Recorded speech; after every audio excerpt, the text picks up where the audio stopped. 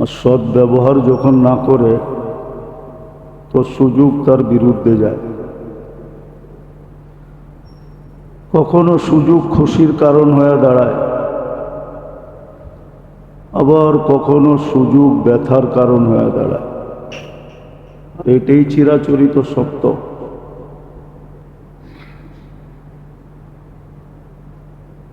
আর সুযোগ আল্লাহ মানুষের সামনে নিয়ে আসেন,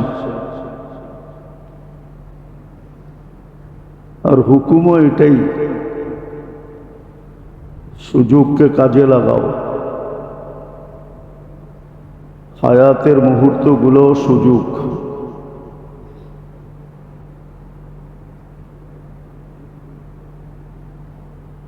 দুনিয়াটা তো বুঝে আসে, সহজেই বুঝে আসে।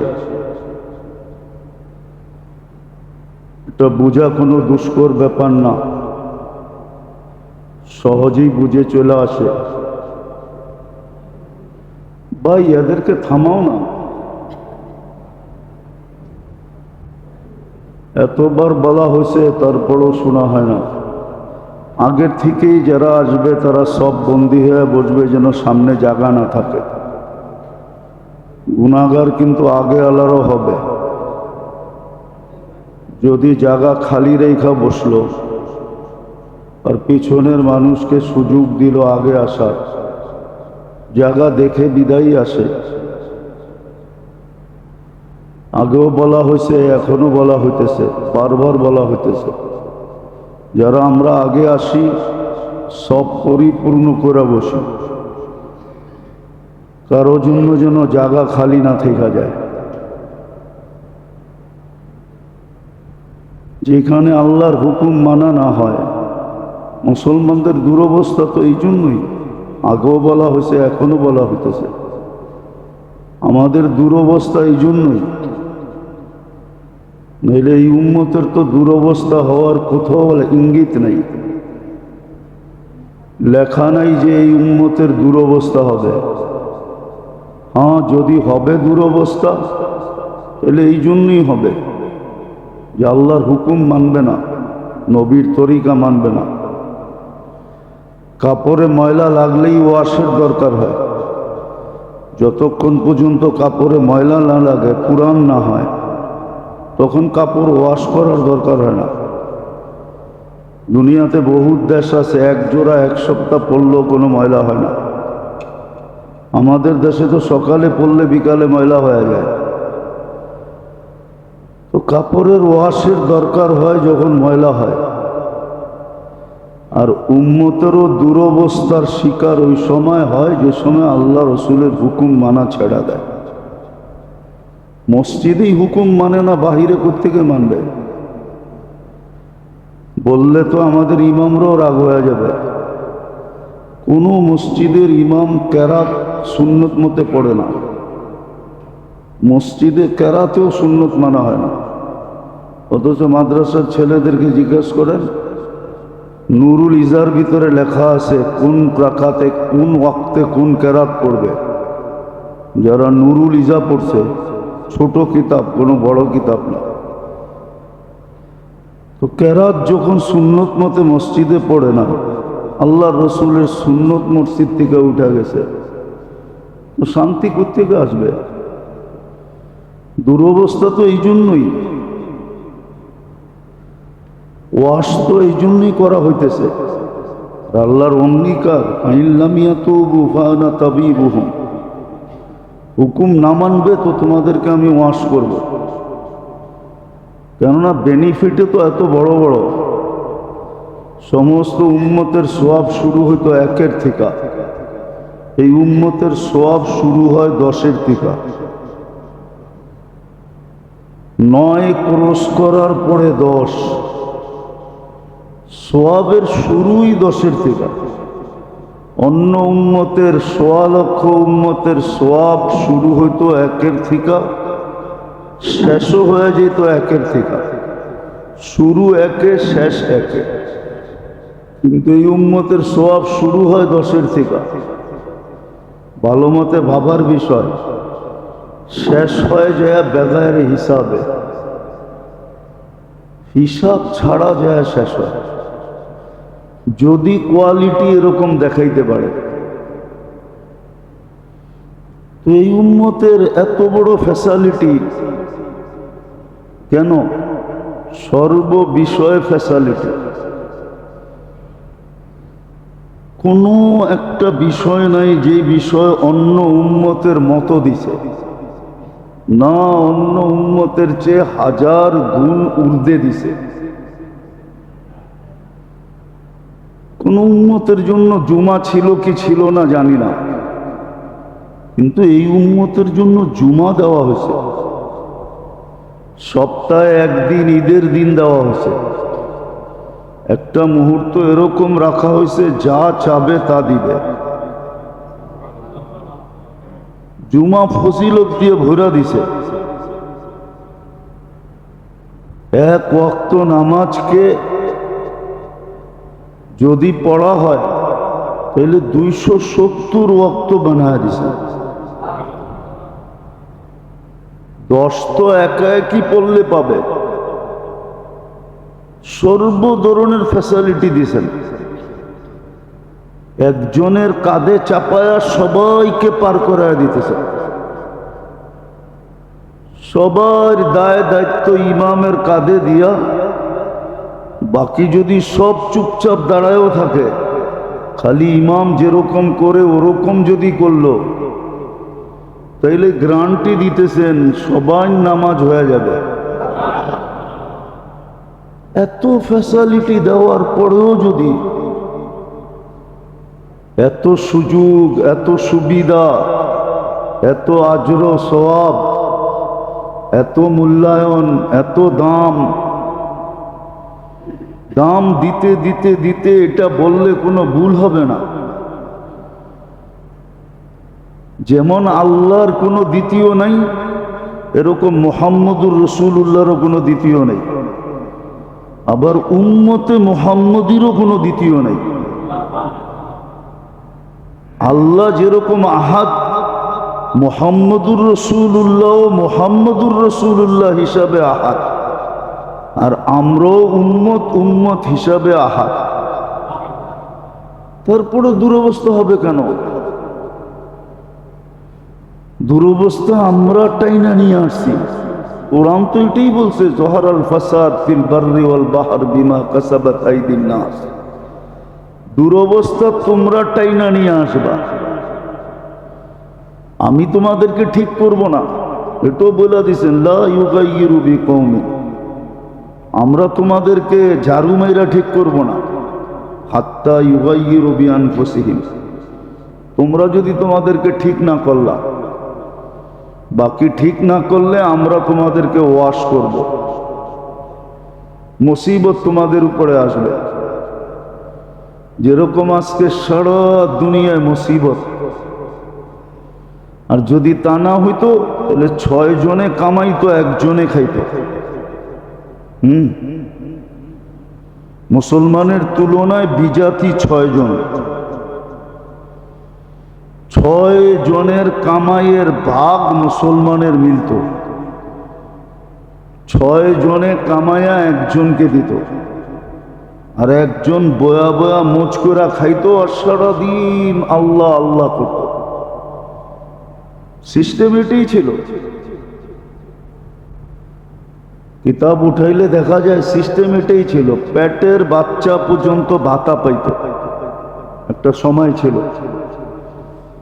মুসলিম জগতে জাকাত লেনেওয়ালা কেউ ছিল না, সবাই দেনেওয়ালা ছিল। লওয়ার মতো একজনও ছিল না।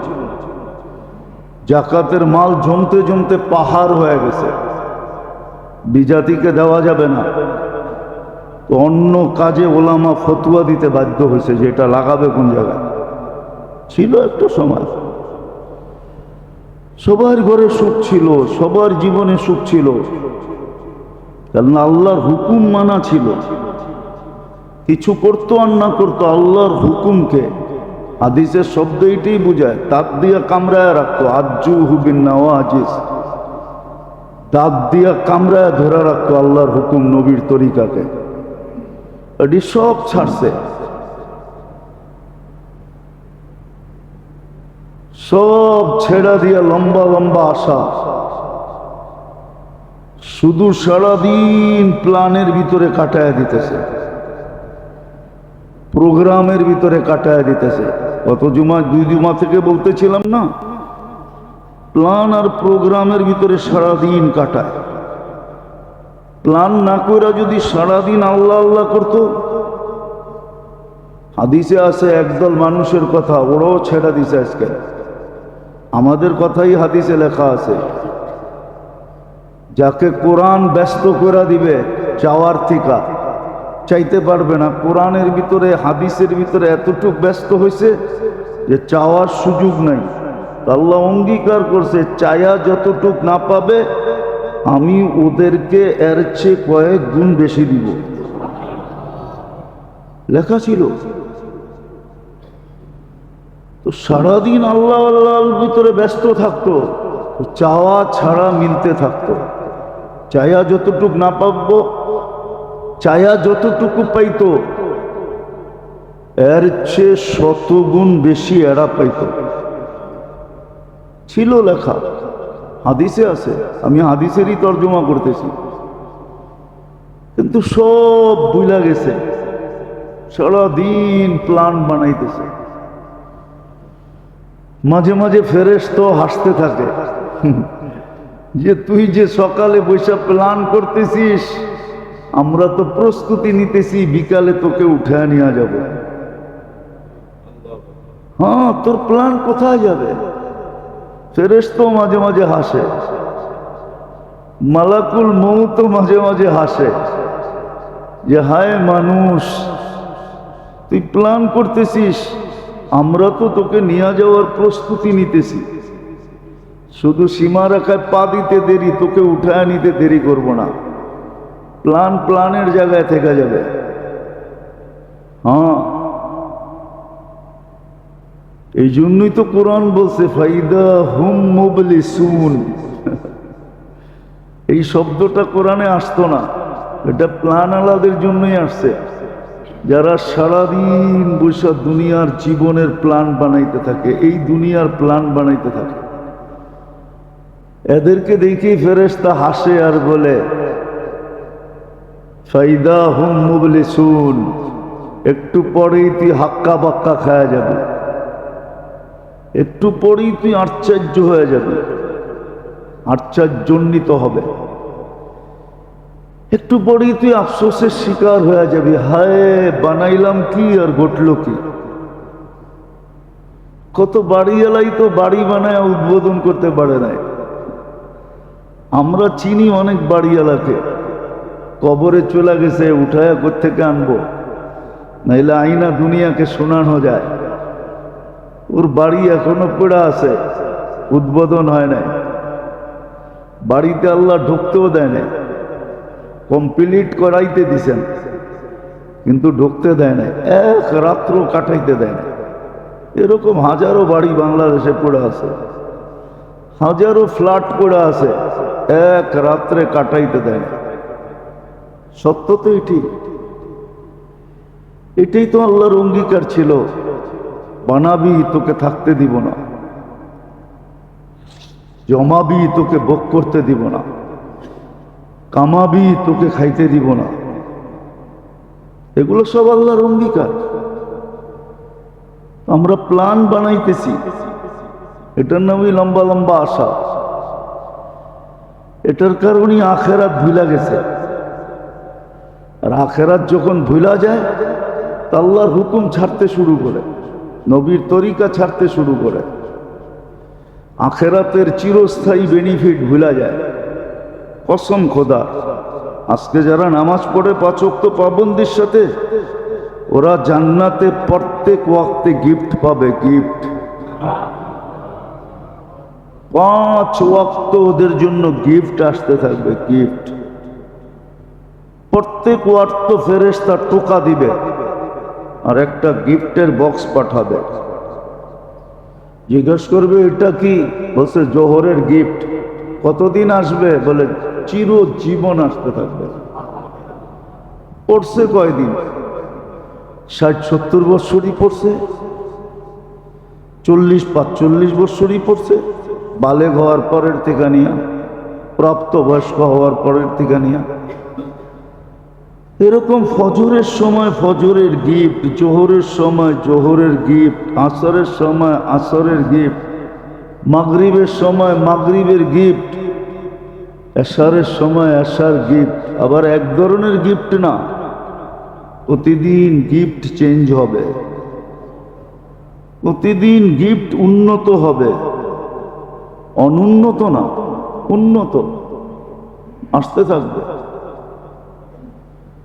সমস্ত ন্যাক আমলের ভেতলা দুনিয়া যেটা করতো ন্যাক আমল, ওইটা ওইখানে মিলতে থাকবে। আবার প্রত্যেকটার উপরে লেখাও থাকবে যে এই আবাদতের কারণে তোমাকে এই নেয়ামত দেওয়া হলো। জান্নাত তো দিবেই দিবে, ওটা তো সাজায়া দিবে, বইরা দিবে,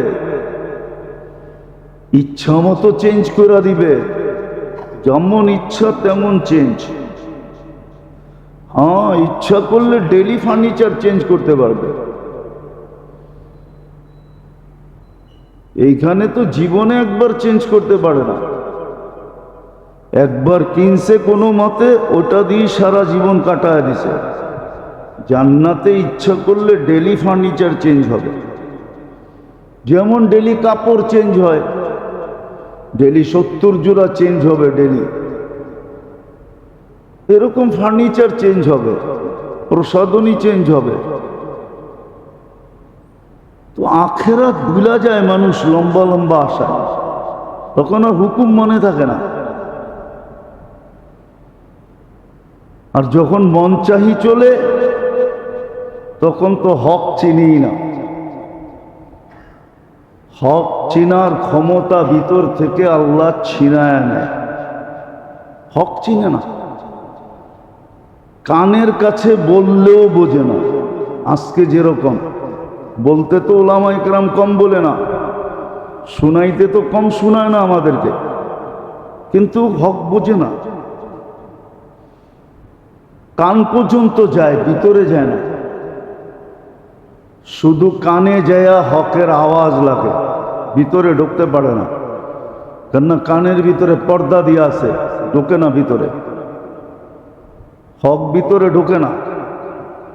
কেননা ইত্তেবাউল হাওয়া, মন চাহি জীবন। এই জন্য আল্লাহ যোগ্যতা শক্তি উঠায় নিয়ে গেছেন, রত্ন উঠায় নিয়ে গেছেন, এর হক বুঝবে না, এই জন্য হক বুঝে না। তো আজকে দুরবস্থা এই জন্যই, নাহলে দুরবস্থা হওয়ার কথা ছিল না। মুসলমানের দুরবস্থার কোনো যুক্তি নাই যে মুসলমান দুরবস্থার শিকার হবে। কোনো তর্কতে বুঝে আসে না, কোনো যুক্তিতে বুঝে আসে না, না কোরআনে বুঝে আসে, না হাদিসে বুঝে আসে, কোনো জিনিস দিয়ে বুঝে আসে না। মুসলমানের দুরবস্থা হবে কেন? উম্মতে মুহাম্মাদির দুরবস্থা হবে কেন? বলবেন কোরবানির কথা তো বলছে, কোরবানি দিয়া গেছে, যারা দেওয়ার ওরা দিয়া চলে গেছে, আর কোরবানিরও দরকার হবে না। কোরবানি যাদের দেওয়ার দরকার ছিল ওরা দিয়া চলে গেছে, ওরা এতটুক কোরবানি দিছে যে কিয়ামতের সকাল পর্যন্ত মানুষ ওই কোরবানি দিয়া খাইতে পারবে, তারপরও শেষ হবে না। আমাদের আসলাফরা, সালাফরা, পূর্বপুরুষরা, আমরা যাদের উত্তরসূরি, তারা এতটুকু কোরবানি দিছে, বলা বাহুল্য, বইলা কয়া শেষ করা যাবে না। সাহাবা, তাবি, তাবে তাবিন, আইম্মায়ে মুজতাহিদিন, আল্লাহ ওয়ালারা এত কোরবানি দিয়ে গেছেন যে আমাদের আর কোরবানি দেওয়ার দরকার হবে না, শুধু এতটুক করলেই হবে। আল্লাহর হুকুম আবার পুরা মানতে হবে, এটাও জরুরি না, এটাও একটা সীমা রেখা দিছেন। লাউ আমিলতুম উশরা মা উনসিলা বি, 10 ভাগও যদি মানো, এটাও একটা সীমা রেখা দিছেন। আরো নিচে আইসা সীমা রেখা দিছেন, মান তামাসসাকা বিসুন্নতি, একটা সুন্নত যদি ধরে রাখো, আমার মন বলে, কিতাব বলে, তাখায়ুল বলে ওই সুন্নতটা ছিল 5 ওয়াক্ত নামাজ। উম্মত যদি একটা সুন্নত ধরে রাখত, আর কোনো সুন্নত যদি ধরার দরকার না ধরত, একটা শুধু ধরে রাখত, নামাজ নামি সুন্নত, যেটা দুনিয়াতে আইসেই মেসেজ দিছেন। সারা জীবনে যেখানে হায় হায় কোনো, এটা আল্লাহ রসুলের সামনে বলা শোভা পায় না, যেখানে কিঞ্চিত অলসতা ছিল না, কিঞ্চিত ছাড় ছিল না, যাওয়ার সময় যেটার উপরে চিৎকার ছিল আসসালা আসসালা ওমা মালাকাত আইমানুকুম, একটা সুন্নত যদি ধরে রাখতো, তাহলে মুসলমান আজকে দুরবস্থার শিকার হতো না। আমল তো বেশি করার কথা না, আমল তো উম্মতের জন্য কমায়া দিছেন দুর্বলতা দেখা, যে সময় দুর্বলতা নিয়ে আসবে, ইদা আমল কমায়া দিছিলেন। কিন্তু হ্যাঁ, এতটুক বলছিলেন যেটা করবা ওটা যেন আমার বন্ধুর আদর্শের বাহিরে না যায়, বন্ধুর আদর্শের বাহিরে না যায়। আগে দেখবা আমার বন্ধু কিভাবে করছে, বন্ধু যতটুকু করছে অতটুকু করো। তাইলে শুধু সাহাবিয়ে রসুলকে আল্লাহ রসুল অঙ্গীকার দেন না। এক হাদিসে আছে, বুখারীতে আছে, মুসলিমে আছে, তিরমিজিতে আছে, সমস্ত হাদিসের কিতাবে আছে। এক সাহাবীকে বুঝানোর পরে সে বলছিল লা আযীদু আলা হাদা, আপনি যা বলতেছেন এর চেয়ে বেশি করার সময় আমার কাছে নাই। আপনি যদিও বলছেন ইল্লা আন তাতাওয়া, করণীয়টা বলার পরে আপনি বলছেন তুমি ইচ্ছা করলে নফল করতে পারো, বলছে এত সময় আমার কাছে নাই। ওয়ালা আনকুস, যেটা একান্ত করণীয় ওটাকে ছাড়ার তো কোনো সুযোগই নেই। তা আল্লাহর রসুল বলছে জান্নাতি যদি দেখতে চাও, ইন্না হাযা মিন আহলিল জান্নাতি ইন সাদাক, এটা তো জান্নাতি মানুষ যদি সত্য বলে থাকে। আমাদেরকেও জান্নাতের ওয়াদা ছিল, এটা শুধু ওনার জন্য ছিল না, আমাদের জন্য ছিল, যে আমি সুন্নতের বাহিরে যাব না, আমল কম করব, কিন্তু যতটুক করব অতটুক সুন্নত অনুযায়ী করব। এই যে আশুরা সামনে আসতেছে, কালকার দিন পরের দিনই আশুরা, রবিবারে। এই যে আশুরা আসতেছে, দেখার বিষয় ছিল উম্মতের আল্লাহর রসুল কি করছে। কিন্তু শয়তানও তো শয়তান, ঠিক না? নাইলে বললে তো আবার রাগ হয়ে যাবে, জিনজিরার মানুষ থাকলে। তাইলে জিনজিরা তৈরি হইতো কেন? নকল শব্দটা আসতো কেন? শয়তানও তো শয়তান, ঠিক না? সেও অনেক কিছু বইরা দিছে, মিলায়া দিছে, ঠিক না? নইলে মহররম তো আগের থেকেই দামি ছিল, ঠিক না? মহররম কি নতুন দামি হয়েছে নাকি? মহররম তো আগের থেকেই, যেদিন থেকে দুনিয়া বানাইছেন ওদিন থেকেই মহররম। যদিও নির্ধারিত হয়েছে যে ইসলামের সাল শুরু হবে কোন মাস থেকে, ওমর রাদিয়াল্লাহু তাআলা আনহু নির্ধারণ করছেন মুহররম থেকে। মুসলমানের সন গণা হবে কোত্থেকা? তো এটা গণা, এটা নির্ধারিত হয়েছে হিজরি থিকা, হিজরি সন থেকে মুসলমানদের সন গণনা করা হবে। কিন্তু মুহররম তো আগের থেকেই ছিল। কেউ তো দেখে না এই মাসে আল্লাহ রসুল কি করছেন, করণীয় কি ছিল। বলছিলেন রমজানের পরে যদি বেশি রোজা রাখতে মনে চায় তাহলে মুহররমে রাখো, কেননা এই মাসে তোমাদের আমল নামা আল্লাহর কাছে পেশ করা হয়। বাৎসরিক আমলনামা মহরমে পেশ হয়, এই অবস্থায় যেন পেশ হয় তুমি রোজা রাখছো। মদিনায় আইসা দেখছেন ইহুদিরা 10 তারিখে রোজা রাখে, বলছে কেন রাখো তোমরা? বলছে মুসা আলাইহিস সালাম এই দিন দরিয়ায় নদী পার হইছেন, আল্লাহ বনি ইসরাইলকে মুক্তি দিছেন আর ফেরাউনকে ডুবায়া দিছেন। বলছে তোমরা যদি এই খুশিতে রাখো তো নাহনু আহাক্কু বি মুসা, আমরা মুসা আলাইহিস সালামের ব্যাপারে তোমাদের চেয়ে বেশি হক রাখি।